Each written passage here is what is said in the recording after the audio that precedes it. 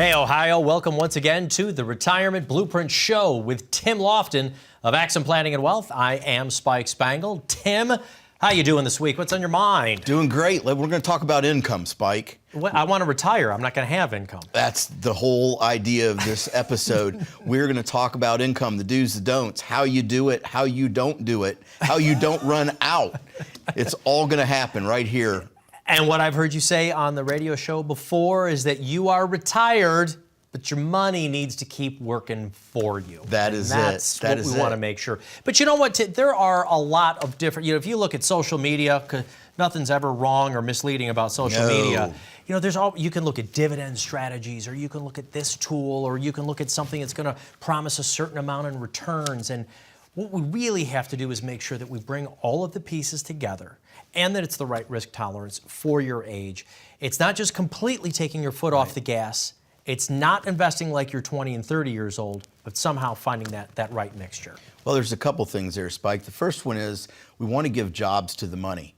The biggest mistake that we see a lot of times is we look at our retirement savings as this big lump sum, and we're just going to pull money out and kind of cross our fingers and hope it works. And maybe we looked it up on Google and the 4% rule and all that, and we feel kind of dialed in, but that is not a plan. When you're looking at your investment statement, that is not an income plan. And there's just things you have to look at. My first question to people is, what's this money for? How much do you need? We've got to look at the taxes. How do we get this money out?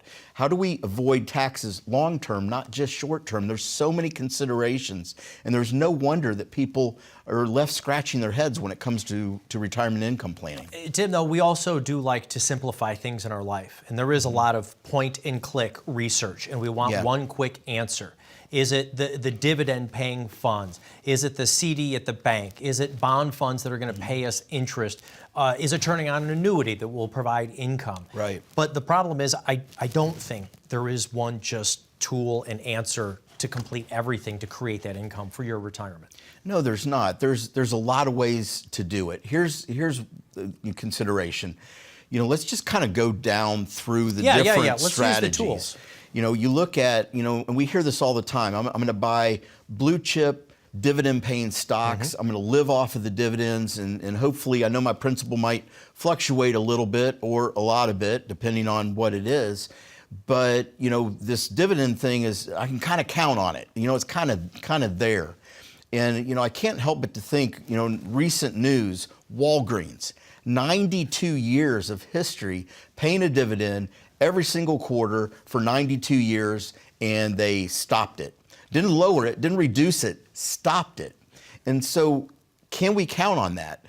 Are we able to live through, I remember, this is probably back in the 80s, 90s, IBM, safer than a CD, Big Blue. I mean, you could count on it. And then it dropped 50% in 6 months. So when we're going into retirement, it's not just having the income figured out. We got to understand what's protecting it at the same time. Right, and this isn't to point out Walgreens in particular, but I'll tell you this. When was the last time you walked out of a drugstore like that and didn't spend $80 to $100? So it's not like their business model isn't working. Right. But counting on the dividends, you're counting on the decisions of a company, how much do they want to pay out in profit or buyback of their own stock. And so saying that we're going to use a dividend strategy, I also did some very, very rough napkin math. Okay. To be able to try to produce about $5,000 a month in income from a dividend strategy, just going for about 3 to 3.5% in return. So nice. Which is a good dividend return. Good dividend return, nice, safe, and easy, nothing too crazy. You need about $1.7 million to be able to draw that down. So I think that could be too much risk for somebody in retirement, yes? Well, it definitely could. Again, we're not looking for a way to produce income in retirement. We're looking for the best way to do it. I mean, think about the idea of, CDs. And I think of my grandfather. My grandfather, when he retired, he had $100,000, which was a lot of money back then. He had a good pension, Social Security, and he had a 10% CD. So this is going back a year or three. That 10% was giving him $10,000 a year of income. When I graduated from college, that same CD was paying 3%. So he went from $10,000 of income to $3,000 of income over about a 10-year period of time. So the problem is with bonds and CDs is that interest rate fluctuation, right? Right. In fact, called interest rate risk. Interest rate risk, You know, exactly. you might be able to lock in something now, but let's talk about it. There's some online banks that provide some decent interest rates, 4 and 5%. We haven't seen that in years. There are some good CD rates. You might be able to lock this in for a little while right now, but can anybody predict where interest rates are going to go in the next 2 or 3 years? Well, we definitely can't. And if we look back, you know, the last 2 or 3 years obviously have been a great place to be for earning interest on your money. Not so much if you're paying interest on money you're borrowing. Car loans have gone up, home loans have gone up, but if you're just putting money in the bank, we've had decent rates for the last 2 or 3 years. But what about the 15 years before that? You know, we were at 0.25%, 0.5% on CD rates. And so if we get into a situation where interest rates are going down, that means your income is going down when your expenses are going up. How do you navigate that? So again, great on paper, certainly looks good if we're looking at it through the lens of today, but what are you going to do in the future with those interest rates as they fluctuate? Because as we know, interest rates have already been cut. They're talking about cutting them again, which means the interpretation in retirement is my income's going down. So I'm stuck either having to put more money in, investing more, if I have it, to be able to generate that income, or I'm stuck with, you know, that dividend strategy, or there might be another way. Right. Then when we put together all of these tools, we also, because you said you're going to get a certain amount, but I'm like, oh, wait a minute, what about what you have to pay though in taxes? There's the whole tax conversation. So dividends, anything that you're getting from CDs, even income from rental property, all of that counts against what is called your provisional income once you start taking on your Social Security. So there's the tax element and the Social Security. So along with all these tools, we have to talk about Social Security in a little bit. We're going to be going out to break, though. Maybe you can tell folks a little bit about your tax calculator. This is a free tool they can use right now during the show. Yeah. If you're at home and you have 401ks, 403bs, 457s, all those plans, they said, put money in tax deferred, they take it out of your check pre-tax, and you're wondering what your tax bill is, we've created a free tool. You can go to blueprinttaxbill.com. That's blueprinttaxbill.com, and enter a couple of pieces of information, and it will actually generate a free report that you can download, and it'll actually show you what your potential taxes are, and it'll give you an opportunity to talk about tax strategy maybe to fix that. Get you into some tax-free lanes. 2 different ways you can go to it right now. It's an absolutely free tool. You can open up your phone to the camera function and point it at this QR code and then click on your phone right there. It'll take you over to it, 2 or 3 different inputs. You'll find out how much you'll owe in taxes on those tax deferred accounts, or just type into your browser, blueprinttaxbill.com. More with Tim Lofton. How do we build income in retirement? Social Security is probably on your mind. We'll talk about that when we get back right after this. Did you ever think that your own retirement would be shared with our government? It's true. Your 401k, IRA, pension, or similar retirement accounts are in partnership with Uncle Sam. Simply put, they want their tax dollars and you have them. With our latest tax calculator, you can plug in your own numbers while sitting at home to see what your tax liability to Uncle Sam will be. You can scan the QR code or go to blueprinttaxbill.com.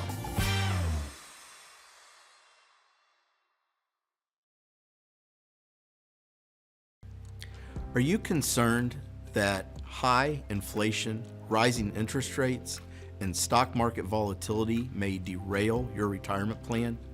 If you're unsure how to manage your retirement withdrawals from your 401k or IRA to be sure you don't run out of money, at Axum Planning and Wealth, we'll help evaluate your retirement readiness. Contact us today for your own complimentary analysis and your very own retirement blueprint.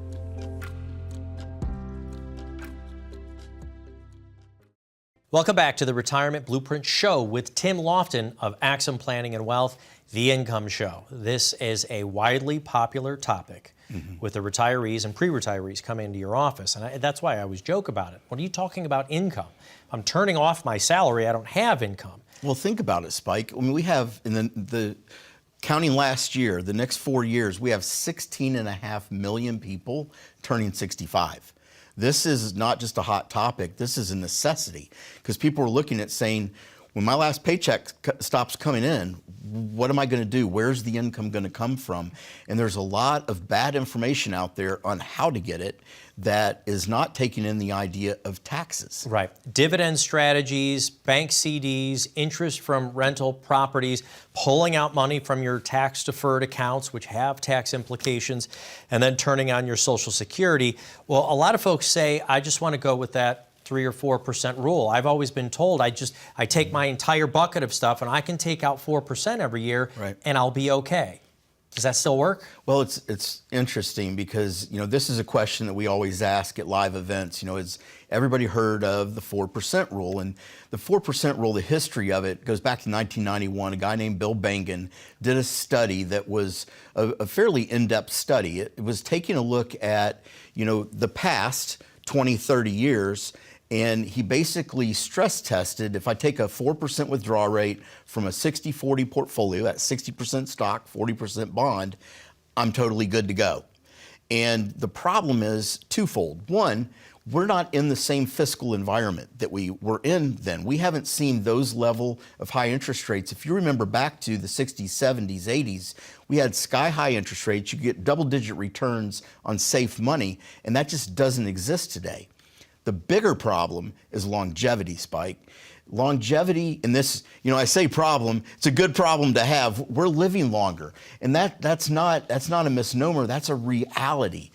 Did you know, Spike, if you go back to 1980, 65-year-olds or older, what percentage were over the age of 90? So 1980, everyone over the age of 65, what percent were over the age of 90? I'll go with, 10 or 15%? 2%. Thanks. Thank you for shaming me on television. No problem. I took a good guess. Yeah, that's why I didn't tell you about it. I didn't want you to have the answer. 2% of the people in 1980 over the age of 65 were actually over the age of 90. Do you know what it is today? 25, 30%? 10%. Okay. By the time you and I are 90, and we're going to get there, it's going to be 20%. So think about that. Since 1980, we went from 2 to today, 10, to when we're 90, 20%. Understand that insurance companies are betting billions of dollars that we're living into our 90s. We're living into our 90s. For all you guys out there that say, no, not me, I'm telling you, the actuarials think we've got a pretty good shot. And so the 4% rule was just not, we didn't live that long when that came out. We don't have the interest rates to support it. It's just simply bad math. If we do a Monte Carlo simulation, which is basically the probability of something working out, a 4% rule from a 60-40 portfolio has a 78% chance of working. So let me ask you this. If you are on an airplane and the pilot comes on and says, our chances of getting to your destination are 78%, are you staying on that plane? No, I'm not boarding. Not at all. Not when there's a plane that has a 100% chance of getting there. And that's what we're shooting for. When we meet with people, we want a 100% chance that their retirement's going to work out, that they're not going to run out of money, that they can retire and stay retired. Now, wait a second. We're talking about the not running out of money. I know that there's a fund that is getting close to running out of money. So since we're talking about income, I will bring up Social Security. Okay. And since you're bringing up the dates on me, I will as well. 1935 is when Social Security was introduced by President Roosevelt. Right. What was our life expectancy back in 1935? 64. Yeah, all right. So you shared the notes with me. I know that. And that's totally fine. So 64. But think about it, Spike. I mean, you get your Social Security at 65. Everybody died at 64. It just worked itself out. Yeah, except, I've said this before. I can't remember if I've done it on the show or not because we've said it on radio. Right. The very first person who took Social Security, Ida Mae Fuller. Yes. Do you know how long she lived? I do not. 100 years old. 100 years old. So something that was meant to maybe be supplemental for 1 or 2 or 3 years, I think the first person, the writing was on the wall. They Wait a killed it. minute, Social Security might be 30 or 34 years Right. of payments. But it was never meant to be your total retirement. No, it never was. It was meant to be tax-free originally. That was kind of the idea, and we might get back there. There's definitely some legislation that's going through right now, and they're talking about that. And the exciting thing for those of you who are retired that are getting your Social Security check, you would have a great benefit there of it being tax-free, right? How are they paying for it? Well, they're going to pay for it with people that are still working. It's pretty simple math. The largest voting base is the demographic that's getting Social Security. Almost 2 to 1, 3 to 1 is some other demographics. So they're just going to tax the people that don't vote as much. That'll get them. All right. But the thing about Social Security is it's one of those things where people have very strong opinions about it. Yes. And they've even said, I've done the math. I know how this works out for me. Talk about folks, because there's some who want to take it as soon as possible, some who are saying they're going to wait as long as they can. People come into your office. What knots are you trying to untangle? Well, the first thing is you need to understand what the value of your Social Security is. You're talking about a pension plan that's worth about $1 to $2 million, depending on what your Social Security check is. And so this is a big deal. I mean, imagine when you're making this decision, it's not about, that $2,000 or $3,000 a month you get in the mail. It's about a lifetime decision that you're making. And once you turn it on, you can't turn it back off. So you want to make the decision correct the first time. I'll give you an example.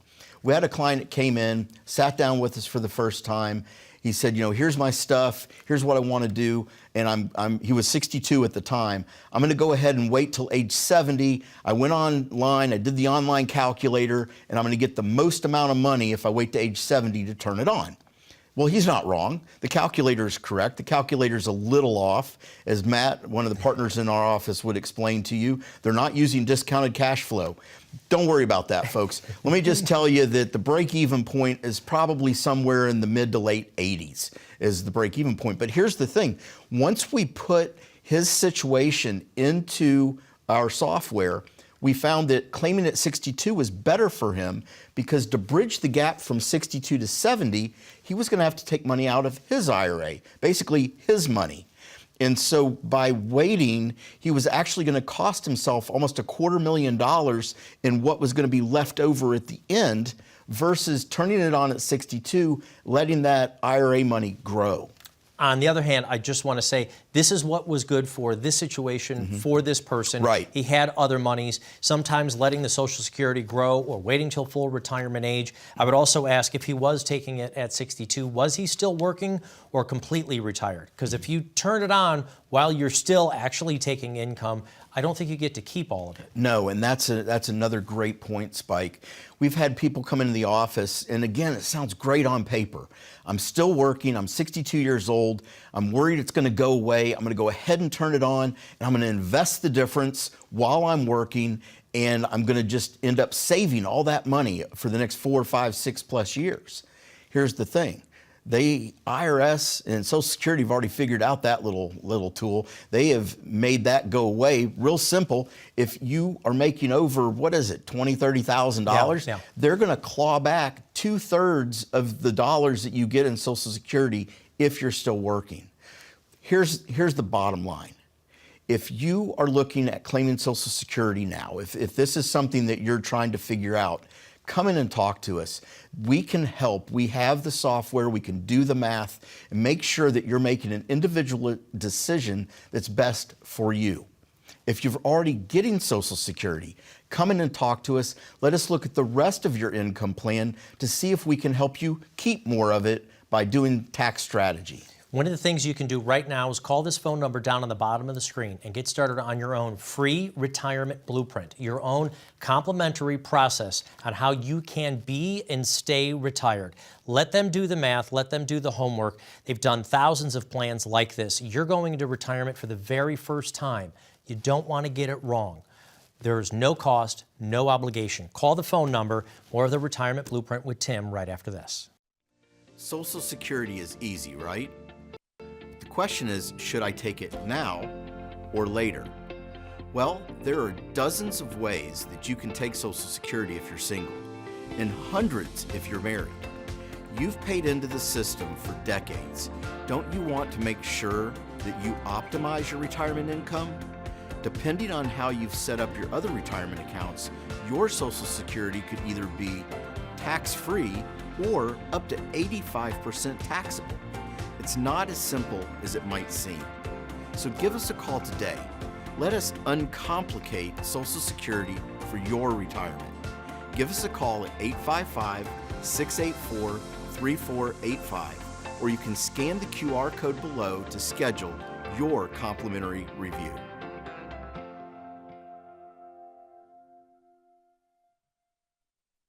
Hi, Tim Lofton, partner and co-founder of Axum Planning and Wealth. Let's cut to the chase. The markets, the economy, it's a mess. People are scared, feeling lost and unsure about their financial future. But here's the deal. You don't have to be. You're probably worried if your portfolio is really working for you. That's where we come in. At Axum, our team offers a complimentary retirement review to ensure that you are on track, a fresh set of eyes to give you that crucial second opinion. You need a fiduciary, someone who has your best interests at heart, not theirs. That's what we provide, a fiduciary perspective that you can trust. If you're concerned about your portfolio, don't wait. Give us a call, take control, get that second opinion. Let us plan your tomorrow today.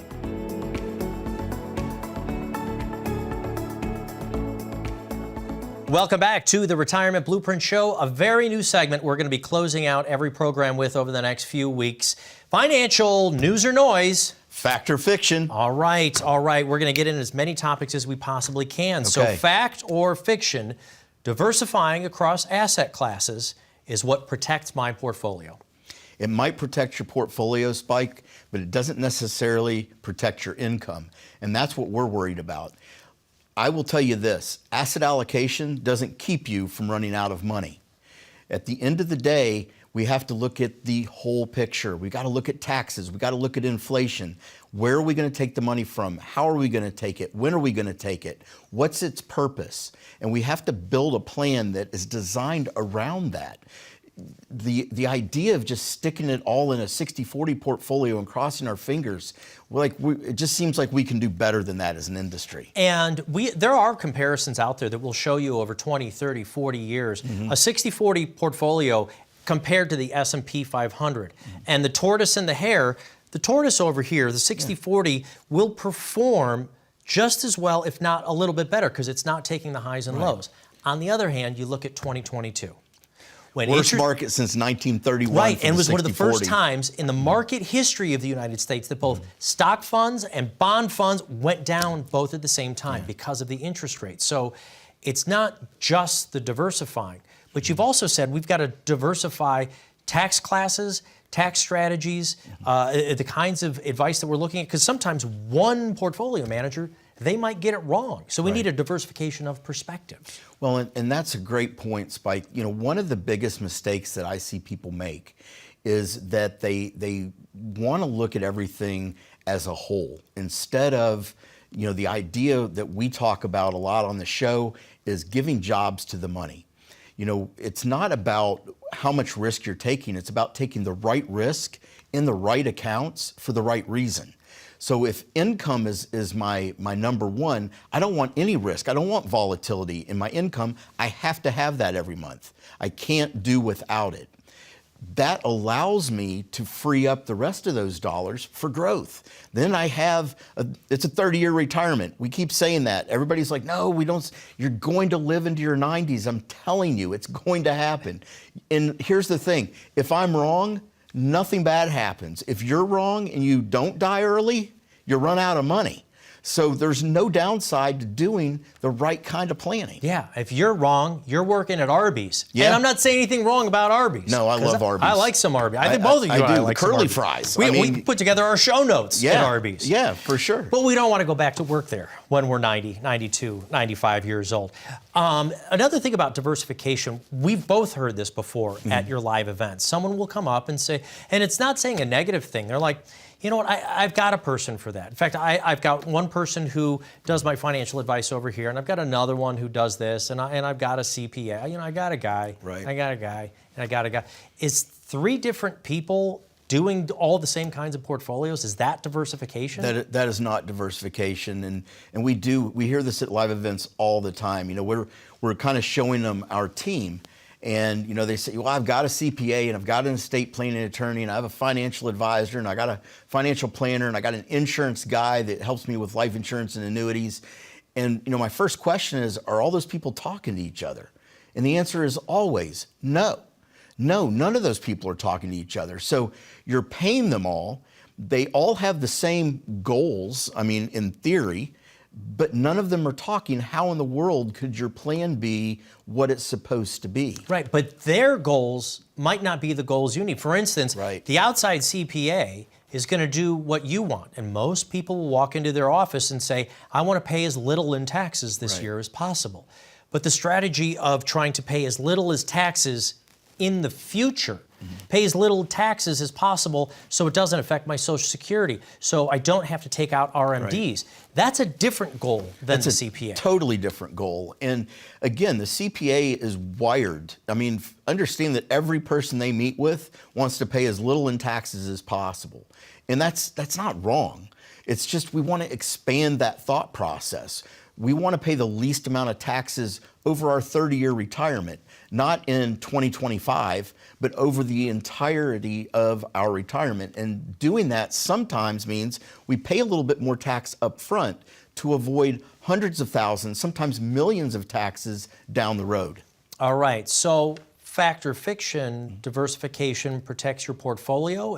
Can we give a black or white answer on that, or is it maybe it depends? Well, I think by definition, it will help reduce volatility, but again, it's not going to keep you from running out of money. All right, Tim Lofton, thank you so very much. Ohio, thank you very much for tuning in and watching today's program.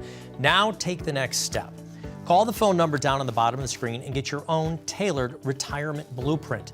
Investment strategy, your analysis on fees and risk, a tax strategy that helps you pay less taxes into your retirement years, estate planning, healthcare choices, how and when to take your Social Security and to make it more efficient. All of that is your no-cost retirement blueprint, and it starts by calling that phone number. Thanks for watching. We'll be back next week.